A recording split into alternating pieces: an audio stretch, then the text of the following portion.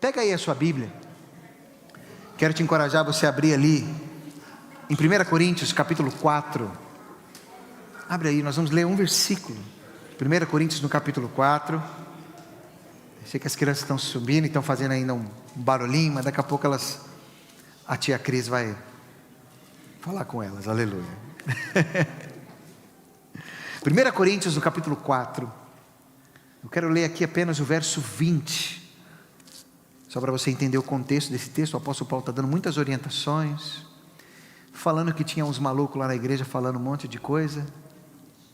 E depois no versículo 20, o apóstolo Paulo ele solta um princípio. Ele diz assim: pois o reino de Deus não consiste apenas em palavras, mas em poder. Diga comigo, poder. Eita, aleluia. Baixa sua cabeça, feche os teus olhos. Senhor Jesus, amamos a Tua presença, amamos a Tua palavra e amamos o poder do Senhor. O desejo do nosso coração é que através de nós, em nós, o Teu reino seja estabelecido neste lugar, em nossos corações, em nossas famílias, em nós como igreja e em nossa cidade. Queremos o Teu reino neste lugar. Jesus, nós clamamos que através da Tua palavra, Senhor, fala conosco, incendeia o nosso coração, que verdadeiramente não venhamos sair deste lugar da mesma forma como chegamos, mas sejamos transformados pela Tua palavra e pelo Teu poder, em nome de Jesus. Amém. Amém. Aleluia. Nós temos falado uma série de mensagens nesses dias, falando a respeito do reino de Deus. E o reino de Deus é algo que deve ser na vida do cristão de extrema importância, porque o Senhor Jesus disse que nós devemos buscar o reino de Deus em primeiro lugar, sim ou não? Nós já vimos isso, devemos buscar o reino de Deus em primeiro lugar. Se nós devemos buscar o reino de Deus em primeiro lugar, a gente precisa entender o que é o reino de Deus. Falamos na primeira semana que o reino de Deus é um reino de ponta cabeça, que os valores são completamente diferentes. Enquanto os valores do mundo, aquele que é servido é o mais importante, no reino de Deus é aquele que serve. Aquele que é mais desprezado é aquele que é valorizado no reino de Deus. Os valores do reino de Deus é completamente diferente do mundo aí fora. Quando nós vemos a desigualdade social que muitas vezes nós encontramos, de que a pessoa ela é valorizada baseada no título que ela tem, se ela é doutor, se ela é mestre, a condição financeira, a classe social, a família que ela nasceu. No reino de Deus não funciona assim. No reino de Deus, o menor tem valor. No reino de Deus, aquele que serve é aquele que tem maior valor. Jesus disse para os discípulos: aquele que quiser ser o maior, seja aquele que serve. Quantos estão entendendo? Por isso, se nós devemos buscar o reino de Deus, nós precisamos verdadeiramente entender. Mas hoje, eu queria que nós falássemos sobre as loucuras do reino de Deus. Eita Jesus, mas porque se esse reino, ele é de ponta cabeça, meu irmão, o reino de Deus não é normal. O reino de Deus não é uma coisa que se entende de forma natural. Se você for na sua inteligência artificial, no ChatGPT, eu já fiz esse teste, eu te encorajo a você fazer também. Você pergunta lá para o seu ChatGPT: ChatGPT, me explica uma coisa. Você, com toda o acesso a tantas informações que você tem, se você fosse uma pessoa, se você fosse um ser que nascesse, vivesse e morresse, baseado na sua informação, qual religião você teria? Não sei se alguém já fez isso com o ChatGPT. Sabe o que ele respondeu? Que baseado nas informações dele, ele seria do cristianismo. Por uma questão de lógica. Ele analisou os dados e pela lógica, é a religião, porque, vou te falar, é uma religião que não pede para você morrer por ela. O seu Deus morreu por você. Quando você vai no muçulmano aí, você tem que ser o homem bomba. Não, aqui o nosso Deus morreu por nós. Então é um evangelho, é um cristianismo de amor. É completamente diferente. Só que isso é baseado em informações. E o evangelho vai muito mais além do que as informações do ChatGPT. Eu quero que você abra a sua Bíblia. Volta um bocadinho antes aí, em 1 Coríntios, no capítulo 1. Eu quero ler aqui porque no capítulo 1 de 1 Coríntios, no capítulo 2, o apóstolo Paulo ele fala sobre essa loucura que é o Evangelho, que deixa muitos mestres em parafuso. E nós estamos falando do apóstolo Paulo, que era um mestre. O apóstolo Paulo, ele era, se fôssemos nos dias de hoje, ele seria um PhD ápice, porque ele foi criado aos pés de Gamaliel. Nós estamos falando de um camarada que falava várias línguas, tinha várias nacionalidades, um homem da alta sociedade, um homem de posses. Esse era o apóstolo Paulo. Mas olha só o que ele escreveu ali em 1 Coríntios, capítulo 1, a partir do verso 18. Ele diz assim: a mensagem da cruz é loucura para os que se encaminham para a destruição, mas para nós que estamos sendo salvos, ela é o poder de Deus. Como dizem as Escrituras: destruirei a sabedoria dos sábios e rejeitarei a inteligência dos inteligentes. Diante disso, onde ficam os sábios, os eruditos e os argumentadores desta era? Deus fez a sabedoria deste mundo parecer loucura, visto que Deus em sua sabedoria providenciou que o mundo não o conhece por meio de sabedoria humana. Isso é, não importa o quanto você estuda, irmão, conhecer a Deus não tem a ver com sabedoria humana. Usou a loucura de nossa pregação para salvar os que creem.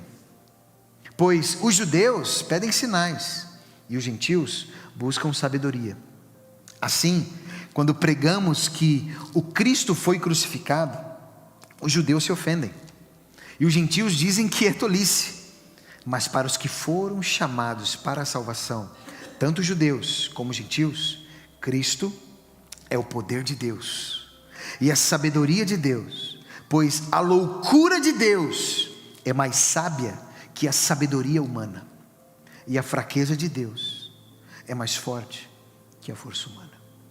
Aí no capítulo 2 ele continua falando, ele diz assim: irmãos, a partir do verso 1, na primeira vez que estive com vocês, não usei palavras eloquentes, nem sabedoria humana, para lhes apresentar o plano secreto de Deus, pois decidi que, enquanto estivesse com vocês, me esqueceria de tudo, exceto de Jesus Cristo, aquele que foi crucificado. Fui até vocês em fraqueza, atemorizado e trêmulo. Minha mensagem e minha pregação foram muito simples. Em vez de usar argumentos persuasivos e astutos, me firmei no poder do Espírito. Agi desse modo para que vocês não se apoiassem em sabedoria humana, mas no poder de Deus. No entanto, quando estamos entre pessoas maduras, falamos com palavras de sabedoria, mas não com o tipo de sabedoria desta era ou de seus governantes, que logo caem no esquecimento. Pelo contrário, a sabedoria a que nos referimos é o mistério de Deus, seu plano antes secreto e oculto, embora Ele o tenha elaborado para a nossa glória antes do começo do mundo.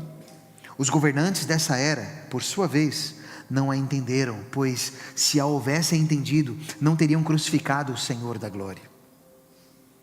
É a isso que as Escrituras se referem quando dizem: olho nenhum viu, ouvido nenhum ouviu, e mente nenhuma imaginou o que Deus tem preparado para aqueles que o amam. Mas foi a nós que Deus revelou essas coisas por seu Espírito, pois o Espírito sonda todas as coisas, até os segredos mais profundos de Deus. Pois quem conhece os pensamentos de uma pessoa, senão o próprio Espírito dela? Da mesma forma, ninguém conhece os pensamentos de Deus, senão o Espírito de Deus. E nós recebemos o Espírito de Deus, e não o espírito deste mundo, para que conheçamos as coisas maravilhosas que Deus nos tem dado gratuitamente. Quando lhes dizemos isso, não empregamos palavras vindas da sabedoria humana, mas palavras que nos foram ensinadas pelo Espírito, explicando verdades espirituais a pessoas espirituais. Mas o homem natural não aceita as verdades do Espírito de Deus. Elas lhe parecem loucura, e ele não consegue entendê-las, pois apenas quem é espiritual consegue avaliar corretamente o que diz o Espírito. Quem é espiritual pode avaliar todas as coisas, mas ele próprio não pode ser avaliado por outros, pois quem conhece os pensamentos do Senhor? Quem sabe o suficiente para instruí-lo? Mas nós temos a mente de Cristo. Aleluia. Você vê que o apóstolo Paulo ali para a igreja de Corinto, falando: olha, eu não fui até vocês com palavras de sabedoria humana. Ele não foi ali citando grandes coisas, de grandes filósofos, de grandes pensadores. Ele diz: eu fui aí com uma coisa: poder do Espírito. Ele diz: eu decidi esquecer de tudo, exceto uma coisa: Jesus Cristo. E o apóstolo Paulo, quando ele fala que ele pregou o Evangelho, e esse Evangelho ao qual ele pregava, a demonstração do poder de Deus, para o homem natural é loucura. Deixa eu te fazer uma pergunta: o que você já viu na igreja de Jesus, que para um homem natural parece loucura? Porque aquilo que o ChatGPT disse, não é loucura, é uma coisa até meio óbvia. Poxa, você está numa religião, onde em vez de você se matar pelo seu Deus, Ele morreu por você, Ele te ama, e Ele te aceita simplesmente pela graça, pelo amor dele. Isso aí é... Então, o que é o além, ao ponto de um homem natural falar: não, isso é maluquice, isso é loucura? Esse Evangelho é o que o apóstolo Paulo fala, que estava pregando lá em Corinto, algo que o homem natural não consegue compreender. Quantos estão entendendo? Eu quero que possamos, o Espírito Santo de Deus possa nos levar nessa manhã além do pensamento natural, a que nós possamos viver esse Evangelho do reino, ou essas loucuras do reino de Deus, ao ponto de alguns olharem para nós, homem natural, e falar: esse camarada é maluco. Pois é, então o que significa que eu estou no caminho certo, porque o apóstolo Paulo fala que para o homem natural as coisas do Espírito são loucura. Será que alguém já perguntou se você é louco? Já perguntaram se você é maluco? Eu falei: não, você é louco. Eu quero falar aqui pelo menos de 3 temas bíblicos, que para o homem natural isso é loucura.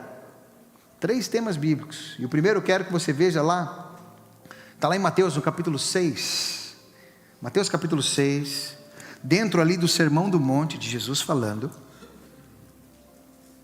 E eu quero falar rapidamente esses 3, porque eu quero que depois no final a gente ore, porque se o Evangelho, o poder de Deus é algo além, o Espírito Santo de Deus tem que ter liberdade na nossa vida de fazer aquilo que até o nosso homem natural não entende. Mateus capítulo 6, dentro do Sermão do Monte, o Senhor Jesus ensinou muitas coisas nesse sermão. Entre elas, está aqui, Mateus capítulo 6, a partir do versículo 5, diz assim: quando vocês orarem, não sejam como os hipócritas, que gostam de orar em público, nas sinagogas e nas esquinas, onde todos possam vê-los. Eu lhes digo a verdade, eles não receberão outra recompensa além dessa. Mas quando orarem, cada um vá para o seu quarto, feche a porta e ore ao seu pai em segredo. Então seu pai, que observa em segredo, os recompensará. Ao orar, não repitam frases vazias sem parar. É só você rezar 40? Não. Como fazem os gentios. Eles acham que, se repetirem as palavras várias vezes, suas orações serão respondidas. Não sejam como eles, pois seu pai sabe exatamente do que vocês precisam, antes mesmo de pedirem. Primeiro tema aqui, para um homem natural, para um homem que não crê em Deus, não crê nas coisas de Deus, sabe qual que é? Oração. Pensa comigo, pensa agora com a sua cabecinha natural. Você está num lugar, falando com alguém, que você não está vendo, não está ouvindo de forma audível, mas você continua falando com ele. Uma: ou o cara é louco, esquizofrênico, ou ele é crente. Sim ou não? Na cabeça de um homem natural, falando: isso é maluquice, você está conversando com alguém que não existe. Por mais que hoje em dia, né, a gente vai andando na rua, parece andando um monte de gente maluca, né? Porque a pessoa está com um foninho no ouvido, e às vezes a gente não vê o fone, né? E a pessoa está lá, beleza, conversando, né? Mas o crente deveria ser assim. Está conversando com alguém, seu fone está aí, não, eu estou falando com Deus. Eu falei, esse é maluco da pá virada. Porque a oração deve ser algo sobrenatural. Eu sei que nós já fomos criados com uma cultura de oração, uma coisa até meio, entre aspas, óbvia, mas se você for parar para pensar, irmão, oração é uma coisa louca, porque você está falando, quantos aqui já viram Deus? Deus diz que quem viu a Deus, ninguém viu a Deus, porque senão morre. Então você está conversando com uma pessoa que você nunca viu, e nós gostamos muito de fazer a comparação, que Deus é como se fosse o vento. Alguém aqui já viu o vento? Não, você não consegue ver o vento. Você vê o que ele faz. Você sente o vento, as árvores balançando por causa do vento. Você sente às vezes a brisa, porque você sente, mas você não vê. E Deus não é diferente. Você não vê, mas você sente, sim ou não? Quando já sentiram a presença de Deus? Mas você nunca viu. Você está falando com alguém que você nunca viu. E sabe que muitas pessoas que por causa disso, às vezes tem dificuldade de orar. Porque às vezes é uma pessoa muito racional, é uma pessoa muito da razão, é uma pessoa muito do preciso ver, preciso tocar. E por causa disso, não tem uma vida de oração. Não vive essa loucura do Evangelho, porque é uma coisa louca mesmo. Eu me lembro que na minha adolescência, quando eu tive a minha primeira experiência com Deus, não de ouvir falar, mas de ter sido tocado por Deus, eu tinha um quarto só meu, quando eu era solteiro, foi o contrário, né? Eu tinha um quarto só meu, casei, agora eu divido o quarto. Aleluia. Então o que eu fazia? Era o meu lugar de oração, era o meu quarto. E eu fazia uma coisa muitas vezes. Eu colocava uma cadeira, sentava, eu pegava outra cadeira e colocava aqui do lado. E eu sentava na cadeira e falava, Jesus, eu creio que o Senhor está aqui. Por isso eu queria te pedir que o Senhor sentasse aqui, porque eu quero conversar com o Senhor. E quantas vezes, no meu momento de oração, eu era conversando com aquela cadeira, mas crendo, Jesus está ali. E quantas vezes, às vezes eu me debruçava na cadeira, como se estivesse no colo de Jesus, e em oração conversava com Ele. Se uma pessoa natural vê isso, fala, tadinho, bateu a cabeça. Mas quando nós cremos e nós vivemos essa loucura do Evangelho, de orarmos, de termos esse tempo com o Senhor de forma extraordinária, sabendo da realidade da presença dEle, nós temos experiências extraordinárias. Deixa eu te dizer uma coisa. Para que você viva algo que você nunca viveu, ou experiências que são às vezes inexplicáveis, às vezes você vai ter que fazer coisas inexplicáveis. Muitos homens na palavra de Deus oraram e tiveram experiências e marcaram a geração. Abraão orou, Moisés orou, Elias orou, Eliseu orou, todos os profetas oraram, os apóstolos oraram, até Jesus orava. E tinha ali aquele tempo de conversar com aquele que não se vê, mas que sabia que estava ali. A palavra de Deus diz que quando nós chegamos ali crendo, Ele é galardoador daqueles que o buscam. Meu irmão, você não precisa ver. Teve uma época, eu estava dando aula no seminário lá do Brasil, e tinha um dos alunos que eu sempre achava que ele era meio maluco. Porque tem maluco em todo lado, irmão. Na igreja também tem, viu? E às vezes no seminário também. No nosso não, aleluia, glória a Deus. Amém. Aleluia. Mas nesse tinha. E aí uma hora eu cheguei no refeitório e esse camarada estava falando assim, eu vi Jesus. Falei, rapaz, mas com aquele ar de superioridade, eu vi Jesus. Eu falei, e tal. Aí eu brinquei assim e falei: então significa que eu sou mais bem-aventurado que você. Aí ele regalou os olhos. Por quê? Porque Jesus mesmo disse: mais bem-aventurado é aquele que não viu e creu. Aí ele ficou todo sem graça. Porque o ver Jesus não é sinal de superioridade ou de espiritualidade elevada. Não é isso. A espiritualidade elevada é aquele que mesmo que não viu, creu. É aquele que às vezes vai sentar ali na cadeira no outro e fala: eu creio que o Senhor está aqui. E tudo que eu estou falando, o Senhor está me ouvindo. E no momento que eu parar de falar, eu também sei que eu vou ouvir o Senhor. Sabe, nós precisamos mergulhar na nossa vida de oração, crendo nessa verdade. Que oração não é como muitos fazem, que chega para a oração com a listinha de supermercado, irmão. Isso não é vida com Jesus. Jesus, o negócio é o seguinte: eu estou precisando disso, estou com uns problemas aqui, isso aqui, e mais isso aqui, em nome de Jesus, amém. Levanta e sai andando. Eu fico imaginando Jesus, falei: e eu não falo? Só você fala? Essa vida de oração é um relacionamento. Essa é a primeira loucura que o Evangelho nos aponta. A vida de oração. Isso é algo louco, irmão. Você conversar com alguém que você não vê, mas que você crê. Quantos estão entendendo? Fala para a pessoa que está do seu lado: você precisa investir tempo na sua vida de oração. E você, no momento de oração, não ser aquela oração mecânica, mas você aplicar, você poder se colocar diante do Senhor e crer que Ele está ali. E falar com Ele, como o Senhor falou de Moisés: com Ele eu falo como um amigo. Como você fala com um amigo, ao ponto dele estar tão real, porque você crê naquilo e Ele fala com você. Irmão, é algo extraordinário. Amém? O Senhor nesses dias quer nos levar a um novo nível de oração. Nós vamos amanhã, na semana que vem, iniciar o nosso período de jejum e oração. Irmão, não é porque a gente vai fazer, não é por obrigação, não. Relacionamento com o Senhor. Buscarmos a comunhão com Ele, a intimidade com Ele, falar com Ele, ouvir a voz dEle, desfrutar desse privilégio, desse acesso que nós temos à presença do Senhor através da oração. Amém? Segundo tema que no Evangelho nós vemos que é uma loucura, além da oração, que um completa o outro, é o viver pela fé. Abra sua Bíblia, ali em Hebreus, no capítulo 11.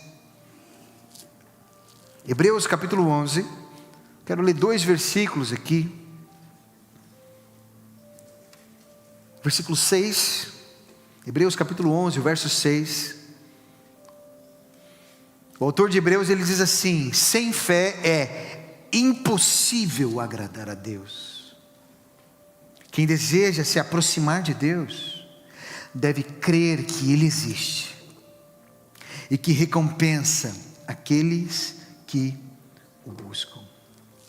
A segunda loucura é o viver pela fé, porque você sabe o que é fé? Volta aí para o versículo 1 de Hebreus 11, que é a definição bíblica do que é fé. Eu quero ler até em 2 versões, na NVT e na Revista Atualizada, que diz assim. A NVT diz assim: a fé mostra a realidade daquilo que esperamos. Ela nos dá convicção de coisas que não vemos.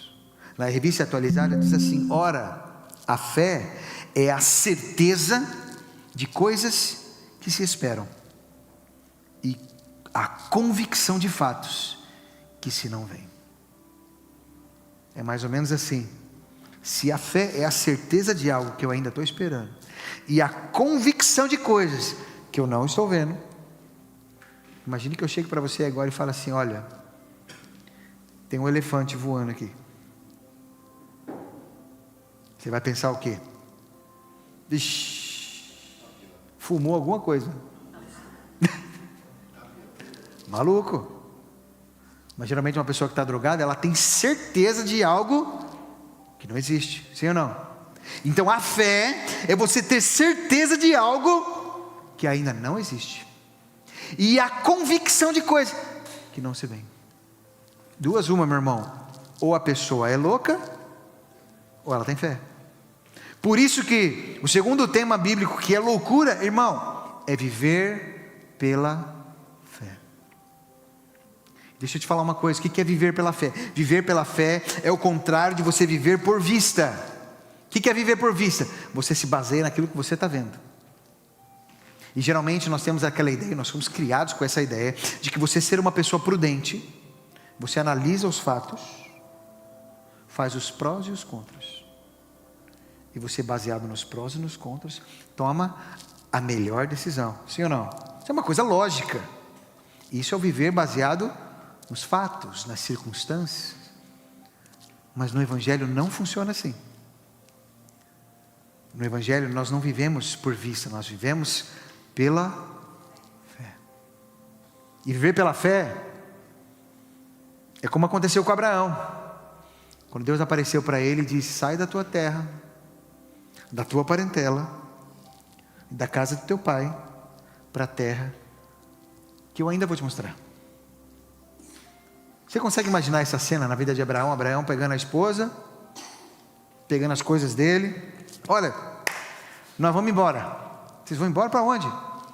Ainda não sei não, mas nós vamos. Mas baseado em quê? Deus falou comigo. Como assim? Não, ele apareceu para mim e falou para eu sair. Mas sair para onde? Eu não sei ainda. Irmão, isso é coisa de louco. Viver pela fé é coisa de gente louca, aos olhos naturais. Isso, meu irmão, é a loucura do Evangelho. Você vai ver na palavra de Deus muitos homens de Deus que viveram pela fé, e era loucura. A palavra conta lá em Atos que o apóstolo Paulo, certa vez, ele ia pregar num lugar, e em sonho o Espírito Santo mostrou para ele que ele não era para ir para um lugar, ele era para ir para o outro. Não, eu sonhei, não vou para ali, vou para ali. Mas sonhou baseado em quê? Não, mas a gente está indo para lá. Não, não é para lá, é para lá. Eu falei: irmão, viver pela fé nunca, escute isso, nunca vai ser 100% lógico. Você simplesmente vai fazer por causa de uma palavra de Deus, e você crê nela, e você dá o passo de fé. Muitas pessoas, sabem por que não dão um passo de fé? Porque não crê. Muitas coisas na palavra de Deus é o viver pela fé. Sabe por que tem muitas pessoas que não entregam dízimo? Para manter a obra de Deus, para a obra de Deus avançar? Porque não crê que o Senhor vai suprir. Acha que vai faltar. Não, eu creio. Irmão, quem crê, vive. Eu creio, não vai faltar. Eu vou entregar aquilo que é do Senhor. Entende isso? Muitas pessoas não estão aqui hoje, sabe por quê? Porque decidiram que precisa trabalhar muito, inclusive no domingo, inclusive na hora do culto, inclusive na hora da célula, porque tem medo que vai faltar. Isso é viver pela fé? Não. É não crer que o Pai cuida, que o Pai supre. Quantos estão entendendo? O viver pela fé é sim, às vezes loucura, muitas vezes. Só que o autor de Hebreus, no versículo 6, ele fala uma coisa muito forte, irmão: que sem fé é impossível agradar a Deus. E muitas vezes nós, em atitudes da nossa vida, demonstramos a nossa falta de fé. E muitas vezes a nossa falta de fé, ela é mascarada com o nosso ar de responsabilidade. Não, mas eu sou uma pessoa responsável, eu não posso fazer loucura. Realmente, você não pode fazer nenhuma loucura que Deus não falou para você fazer. Mas se Deus falou para você fazer, ainda que pareça loucura, se foi uma direção de Deus, uma palavra de Deus, Pai. Eu gosto de contar o testemunho quando nós fomos alugar o nosso outro espaço. Nós estávamos ali em 3 casais. Eu, a Diane, Pedro e a Amélia, e na época estava a Jéssica e o Tiago. A partir do momento que fôssemos alugar o espaço, nós íamos ter um valor de um aluguel, o valor da água, o valor da luz. O que entrava de dízimos e oferta, irmão, não era 0, mas despesa, receita. Numa lógica natural, esquece isso, não tem condições. É só a gente olhar, a gente fala: Deus, e aí? Pode alugar. Agora lascou. Passo de fé, irmão. E a gente foi. Cada mês é um milagre, irmão. Cada mês acontecia um milagre. Por quê? Quando Deus nos dá uma direção, filho, pode ir. É como se Deus falasse assim: vai por mim. Você entende isso? É como Deus falar: pode ir. E nós devemos ir baseado na fé, numa palavra de Deus, firmados na palavra de Deus. Meu irmão, viver a loucura do Evangelho do Reino de Deus é viver pela fé, não por circunstâncias, não pela lógica, não pela matemática básica. Matemática básica, 1 mais 1 é igual a 2. Na matemática de Deus é diferente. Na matemática de Deus, 1 mais 1 é igual a 1. Na matemática de Deus, você pega 5 pães e 2 peixes e alimenta 5.000 homens, fora mulheres e crianças. A matemática com Deus, meu irmão, é loucura. Isso é o resultado de viver pela fé. Quantos estão entendendo? Nós precisamos aprender a viver pela fé. Mas muitas pessoas, às vezes Deus manda fazer coisas e ela analisa com a cabeça natural dela. Às vezes Deus fala assim: olha, eu quero que você vá para aquele lugar. Aí você fala: não, mas aquele lugar lá, aí você já até analisa: não, mas aquele país, aquele lugar, aquela cidade, não, mas olhando assim, analisando, não é um bom lugar. Não deve ser de Deus. Tem um missionário que nós conhecemos, o chileno Vergara, né? Ele é um missionário que ele foi chamado por Deus só para pregar em país perseguido, e o sonho dele é pregar na Coreia do Norte. Eu falei: só pode ser Deus esse sonho, né? Porque só um maluco para sonhar um negócio desse. Mas é porque é uma direção de Deus para a vida dele. Mas tem muitas pessoas, às vezes, que ouvem uma palavra de Deus, Deus fala: vai. Aí você pensa: não, como é que vai ser? Como é que vai? Filho, vai. E é interessante que para Abraão, Deus ele falou: vai para a terra, eu ainda vou te mostrar. E sabe quando que Deus mostrou para ele, conforme você vai lendo? Só quando ele chegou no lugar. Ó, tá vendo essa terra que você está? Eu vou te dar essa terra. Porque Deus ele vai revelando aos bocadinhos ali, ó. Quando nós damos o passo, crendo naquilo que Ele falou, ainda que não vemos todo, ainda que não vejamos todo o cenário, vamos. E quando nós damos o próximo passo, falou: olha, eu falei para você vir até aqui por causa disso. E o Senhor revela a outra página. Mas isso é somente de quem vive pela fé. Quantos estão entendendo? Aleluia. Às vezes, o Senhor Ele nos manda visitar uma pessoa. E a gente nem sabe por quê. Uma vez, eu fui na oficina do meu pai é dono de uma oficina de funilaria e pintura, né, chaparia.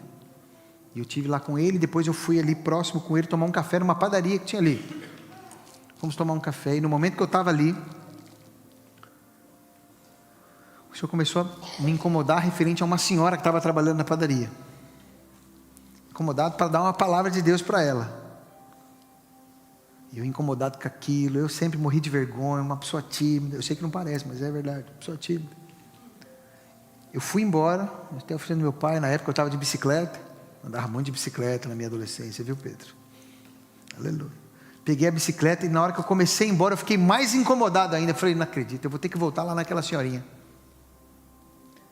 Voltei, fui até o meu pai e falei: pai, nós vamos precisar voltar lá na padaria, que Deus me deu uma palavra para falar para aquela senhorinha. Meu pai já regalou os olhos. Vamos lá, chegamos lá na padaria. A senhorinha: ela não está aqui não, ela já foi embora.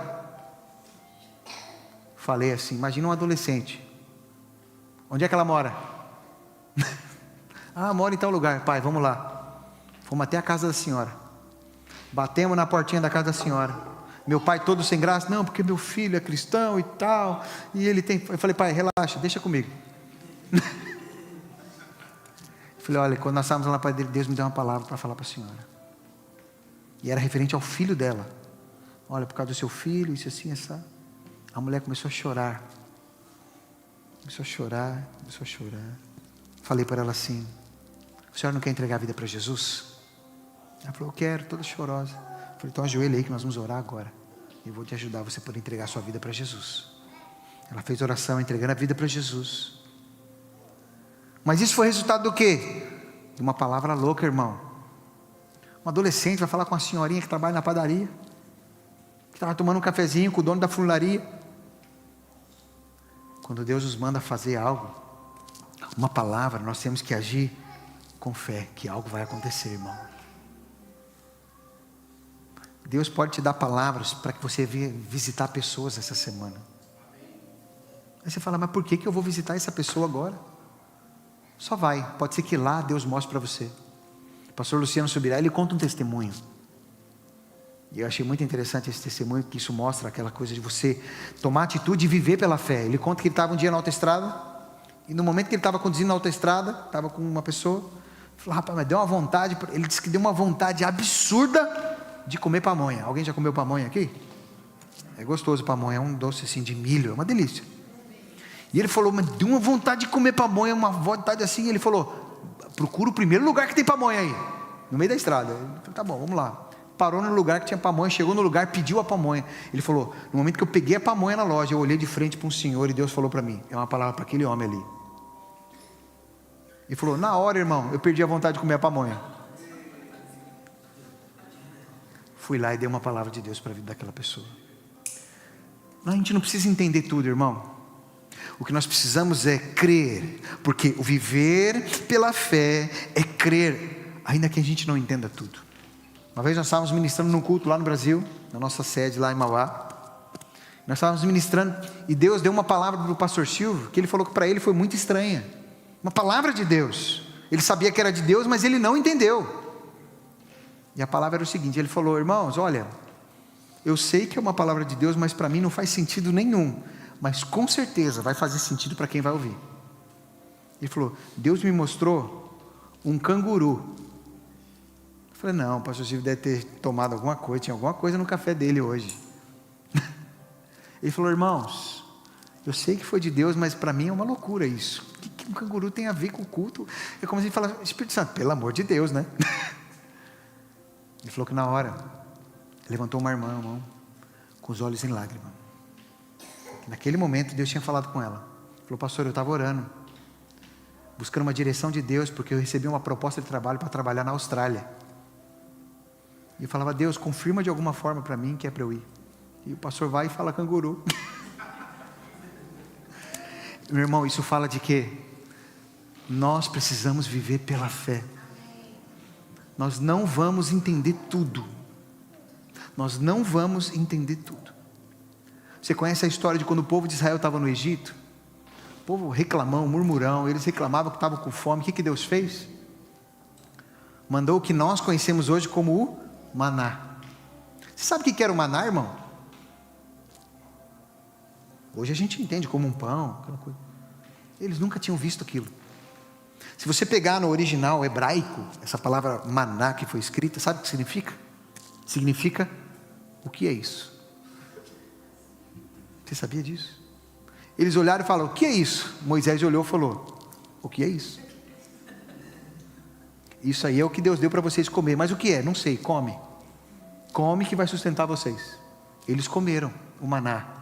Deus manteve eles com algo que até hoje eles não sabem o que é. Por quê? Deixa eu te dizer uma coisa, às vezes, Deus vai nos dar coisas que nós não vamos entender, mas vai nos sustentar. Isso é como, irmão? Pela fé. Ah, não sei o que é, não, faz uma análise, será que tem glúten? Não, irmão, come esse negócio, que vai te sustentar. É o que eu falo, se Jesus viesse nos dias de hoje e fosse multiplicar pão e peixe, já iam perguntar, esse peixe é de fontes renováveis? Esse pão tem glúten? Ah, pelo amor de Deus. Às vezes o Senhor vai nos dar coisas que a gente não vai entender, meu irmão. Não vamos saber o que é, não vamos entender. Ah, mas vai ser um sustento para nós. Vai ser alimento para nós. Para isso a gente precisa ter passo de fé. Vai ter pessoas que Deus vai te mandar você orar. Eu lembro uma vez eu estava num comboio no Brasil. E eu estava ali. E eu vi uma senhora com uma muleta com a perna engessada. E o Espírito Santo falou para mim, vai lá orar por ela. Eu falei, agora eu, uma pessoa tímida, o cara, o Espírito Santo, não tem outra aqui não. Eu fiquei resistindo. Até a pessoa sair do comboio. Quando ela saiu, eu perdi a oportunidade, eu fiquei mal, hein? Eita, mas eu nunca pedi tanto perdão a Deus. Porque a gente não precisa entender tudo. Porque fala, não, mas aqui não é lugar, o comboio está cheio, o que as pessoas vão pensar? Eu não tenho que pensar no que as pessoas vão pensar, porque Isso é lógica natural. Eu tenho que ouvir a voz e obedecer a voz do Espírito, ainda que pareça loucura, irmão. Qual que é a lógica disso? Não sei, mas Deus mandou eu fazer. Deus mandou ir, eu estou indo. Por quê? Não sei, pode ser que eu descubra lá. Pode ser que eu descubra depois. Mas eu tenho que ouvir a voz e fazer, em nome de Jesus. Pode ser que o Senhor te mande mudar de emprego. Não sei quando já ouviram falar de um testemunho de um jogador de futebol cristão. Ele era um bom jogador, eu não me lembro exatamente agora o nome dele, os homens que são mais da área do futebol devem lembrar. Ele jogou no Santos, e antes de ele entrar no Santos, ele falou que ele estava orando para saber qual time que ele deveria jogar, que ele era um jogador cristão. Hoje ele já não joga mais, ele é pastor. Ricardo Oliveira, obrigado, está vendo? Os jogadores de plantão estão aí. E ele recebeu outras propostas de outros times até maiores, e que ia receber mais. Deus falou para ele, não, é para eu jogar no Santos. Podia ser no Palmeiras, mas tudo bem. Irmãos, esse homem no Santos revolucionou o Santos, e não foi a ver com ganhar campeonatos. Antes de todo jogo ele fazia um culto com os jogadores. Vários jogadores começaram a entregar a vida para Jesus. O time começou a orar, começou a buscar a Deus, por causa de um homem que não foi movido pelo dinheiro, não foi movido pelo salário maior, não foi movido pelo time mais famoso, não foi movido porque eu vou jogar no estrangeiro, vou jogar na Europa. Não, Deus falou que é para eu jogar no Santos. Ainda bem que não foi no Corinthians, aleluia. Mas uma pessoa que foi movida por uma palavra de Deus e creu, e como resultado alcançou muitas pessoas para Jesus. Um verdadeiro cristão, ele tem que viver pela fé, ainda que não tenha lógica natural, irmão, porque o verdadeiro evangelho é loucura para o homem natural. Eu já contei isso, eu costumo contar muito isso, porque quando a gente veio para cá, meu irmão, para o homem natural era loucura. Eu, Diane, a gente 2 filhos, vida estabilizada, apartamento próprio, sabe, um apartamento próprio, um carrinho bonzinho ali, ó, coisa caminhando. E Deus fala, sai daí, para ir você para um lugar onde você vai pagar aluguel, andar a pé, e só Deus sabe a hora que, fala, olhando aos olhos naturais, eu falei, não, isso aí, eu sei que muitos, principalmente que vêm de fora, não, porque você vai para Portugal, para a Europa. Eu falei, filho, você foi enganado, fica vendo muito o YouTube. Como diria a frasezinha, né? No YouTube é mais fácil, né? Não funciona assim? Igual esses dias a Diane me mandou um vídeo de um homem, Uber, falando que você pode fazer 700 euros por semana, não é isso? Não, 3 mil euros por mês. Eu falei, mas ele contou quantas horas tem que ficar dentro do carro? Não, então, tá vendo, no YouTube é sempre mais fácil. Oh, Jesus. Mas deixa eu te dizer uma coisa, no Evangelho nós devemos ser movidos, não é pelas circunstâncias, não é pelas coisas naturais, é por uma palavra de Deus, por uma palavra de fé. Quantos estão entendendo? Por isso pode ser que um dia o Senhor fale para você mudar de emprego, às vezes para receber um salário menor, o que no mundo não tem lógica nenhuma, mas porque Ele vai ter um propósito. Você entende isso? Aleluia.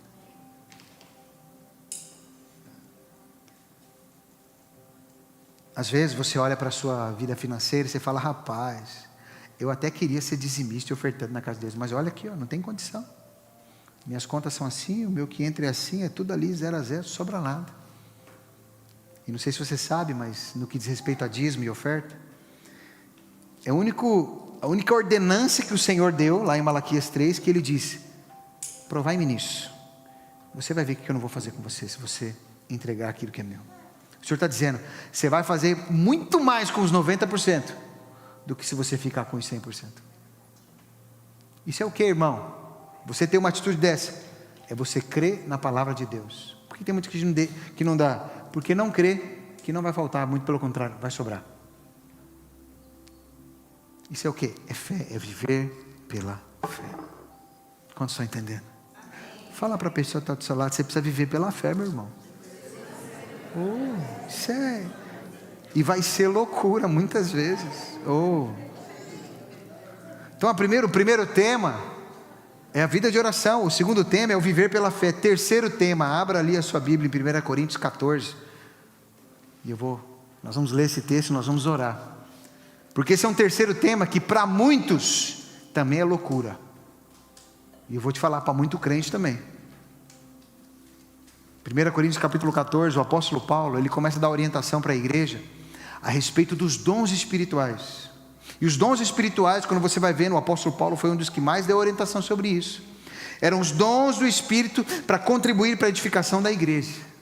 E aqui no capítulo 14, nós vamos ler a partir do verso 1, diz assim: segui o amor e procurai com zelo os dons espirituais, mas principalmente que profetizeis. Pois quem fala em outra língua, não fala a homens, senão a Deus, visto que ninguém o entende, e em espírito fala mistérios. Mas o que profetiza, fala aos homens, edificando, exortando e consolando. O que fala em outra língua, a si mesmo se edifica, mas o que profetiza, edifica a igreja. Eu quisera que vós todos falassem outras línguas, muito mais, porém, que profetizais, pois quem profetiza é superior ao que fala em outras línguas, salvo se as interpretar, para que a igreja receba edificação. Agora, porém, irmãos, se eu for ter convosco, falando em outras línguas, em que vos aproveitarei? Se vos não falar por meio de revelação, ou da ciência, ou da profecia, ou da doutrina. É assim que instrumentos inanimados, como a flauta ou a cítara, quando emitem sons, se não os derem bem distintos, como se reconhecerá o que se toca na flauta ou cítara? Pois também se a trombeta der som incerto, quem se preparará para a batalha? Assim vós, se com a língua não disserdes palavras compreensíveis, como se entenderá o que dizeis? Porque estareis como se falasseis ao ar. Há, sem dúvida, muitos tipos de vozes no mundo, nenhum deles, contudo, sem sentido. Se eu, pois, ignorar a significação da voz, serei estrangeiro para aquele que fala, e ele estrangeiro para mim. Assim, também vós, visto que desejais dons espirituais, procurai progredir para a edificação da igreja. Pelo que o que fala em outra língua deve orar para que a possa interpretar. Porque se eu orar em outra língua, o meu espírito ora de fato, mas a minha mente fica infrutífera. Que farei, pois? Orarei com o espírito, mas também orarei com a mente. Cantarei com o espírito, mas também cantarei com a mente. E se tu bendizesses apenas em espírito, como dirá o indouto, o amém, depois de tua ação de graças? Visto que não entendes o que dizes. Vocês darão graças muito bem, mas não fortalecerão aqueles que os ouvem. Dou graças a Deus, porque falo em línguas mais que qualquer um de vocês. Contudo, numa reunião da igreja, prefiro dizer 5 palavras compreensíveis que ajudem os outros a falar 10.000 palavras em outra língua. Irmãos, não sejam infantis no entendimento dessas coisas. Sejam inocentes como bebês com relação ao mal, mas sejam maduros no entendimento. Pois as Escrituras dizem: falarei a este povo em línguas estranhas e por meio de lábios estrangeiros. Mesmo assim, esse povo não me ouvirá, diz o Senhor.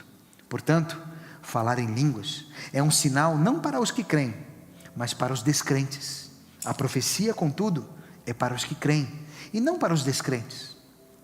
Ainda assim, se descrentes ou pessoas que não entendem essas coisas entrarem na reunião de sua igreja e ouvirem todos falarem em línguas, pensarão que vocês são loucos. Mas se todos vocês estiverem profetizando e descrentes ou pessoas que não entendem essas coisas entrarem na reunião, serão convencidos do pecado e julgados por aquilo que vocês disserem. Ao ouvirem os pensamentos secretos deles, serão revelados, e eles cairão de joelhos e adorarão a Deus, declarando: de fato, Deus está aqui no meio de vocês. O apóstolo Paulo, Ele estava dando orientação, e você vê esse capítulo inteiro, ele falando, e ele enfatizando muito, um dos 9 principais dons, que é o dom de línguas. O dom que ele mesmo diz aqui, que quando ele fala, ninguém o entende. Que quando fala, o Espírito ora de fato, mas a mente fica infrutífera. Provavelmente ele estava aqui na igreja de Corinto, ele falava, eu sei que vocês receberam o dom, e vocês querem viver o dom. É como se ele falasse assim, mas vocês têm que se controlar um pouquinho. Porque não adianta vocês ficarem tudo orando em línguas, senão as pessoas não vão entender o que vocês estão falando. Ele disse, eu quero que vocês orem em língua, mas busquem, já que vocês oram, busquem interpretar. Para que não apenas você seja edificado, mas a outra pessoa também seja edificada. E eu quero reforçar aqui um versículo que ele fala, porque o apóstolo Paulo, ele dando as orientações para a igreja, ele diz ali no versículo 15, que farei pois? Ele falando, depois, ele dando todas essas orientações, o que vocês devem fazer? O que a gente faz? Ele diz assim, orai com o Espírito, mas também orarei com a mente. Cantarei com o Espírito, mas também cantarei com a mente. O apóstolo Paulo, ele dá orientação. Muitos, infelizmente, às vezes por não entender o dom de línguas, que é uma língua que você não entende, é algo que a sua cabeça fica maluquinha, ao homem natural isso parece loucura, irmão. Sabe que eu nasci dentro da igreja, e a igreja antes, igreja batista, uma igreja batista tradicional não crê no dom de línguas. Não crê. Acha que isso é balela, palhaçada. E eu fui criado nesse meio, irmão. Inclusive o pastor Chico, ele pode contar o testemunho, porque ele era mais tradicional do que sei lá o quê. E eu me lembro quando eu fui no meu encontro com Deus, no ano de 2001. Os pastores estavam ministrando esse encontro. Eu era só um adolescente, irmão. Um adolescente criado na igreja batista. Que diziam o seguinte, olha, a pessoa, sabe que ela caía porque está endemoniada. Ela caiu no chão porque está endemoniada. Eu nunca mais esqueci, porque teve um momento do encontro, onde foram orar para que a gente fosse cheio do Espírito. E eu, chamou o pessoal lá na frente, fomos todos lá na frente, eu fui também lá. E eu sempre falei, Senhor, eu quero estar cheio do Teu Espírito, me enche aí. E eu estava ali orando, quietinho na minha. Quando eu abri o olho, todas as pessoas à minha volta estavam caídas no chão. Eu pensei, mas eu devo ser muito ruim, né? Porque todo mundo sentiu, eu não estou sentindo nada, irmão. Nada. Eu só estava orando, Deus, eu quero estar cheio de Ti, eu quero ser batizado com aquele batismo que João disse, eu vos batizo com água, mas virá aquele após mim, que vos batizará com o Espírito Santo e com fogo. Eu falei, Senhor, eu quero esse batismo, vem aí. E na hora que eu abri o olho, eu vi só eu em pé, eu fiquei com tanta vergonha, que eu comecei a dar uns passinhos para trás, assim, sabe? Opa, acho que não é para mim hoje isso aqui. E nunca mais esqueci, o pastor Luiz veio orar por mim. Ele falou, filho, aquele jeitinho dele, né? Você quer ser cheio de Espírito? Eu falei, pastor, eu quero, eu estou tentando aqui. E ele colocou a mão na minha cabeça e começou a orar por mim. Eu comecei a sentir algo muito estranho, que eu não sei te explicar, irmão. Porque nem tudo no reino de Deus é explicável. Tem coisa que é só experimentável. É como comida. Você pode tentar explicar, mas é só comendo que você vai entender. Eu comecei a sentir uma presença de Deus, uma alegria de Deus, que eu comecei a pular. Eu fiquei pulando, e ele orando por mim e eu pulando. Eu fiquei pulando mais ou menos uma meia hora. E eu só parei porque já estava acabando o culto, os irmãos me seguraram. Porque eu fiquei pulando ali. E naquele momento, eu comecei a falar em línguas. E eu senti como se algo tivesse desbloqueado dentro de mim. Eu não entendia nada do que eu estava falando, não entendia nem o que estava acontecendo. Mas o que eu vi foi o resultado depois. Depois disso, eu comecei a evangelizar mesmo na escola. Eu comecei a pregar o evangelho para as pessoas à minha volta, porque tinha uma ousadia em mim que eu não tinha antes. Porque eu fui cheio do Espírito. E aquilo que o apóstolo Paulo fala, que aquele que ora em línguas a si mesmo se edifica, eu estava me sentindo edificado. Mas como é que entende isso? Desculpa, irmão, não entende. É como comida, é só você experimentando. O pastor Silvio, ele compartilha o testemunho dele, que foi criado numa igreja batista, tradicional, que não apenas não cria, mas até falava mal disso. E ele recebeu o poder do Espírito Santo de Deus e começou a falar em línguas. Ele foi numa conferência lá na Argentina, em Buenos Aires, na igreja Rei dos Reis.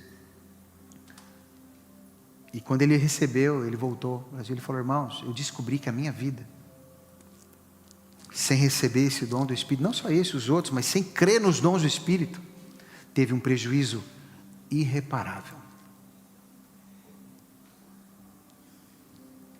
Por quê? Porque tem coisas que a gente quer entender com a nossa mente natural. Deixa eu te falar, não vai entender, irmão.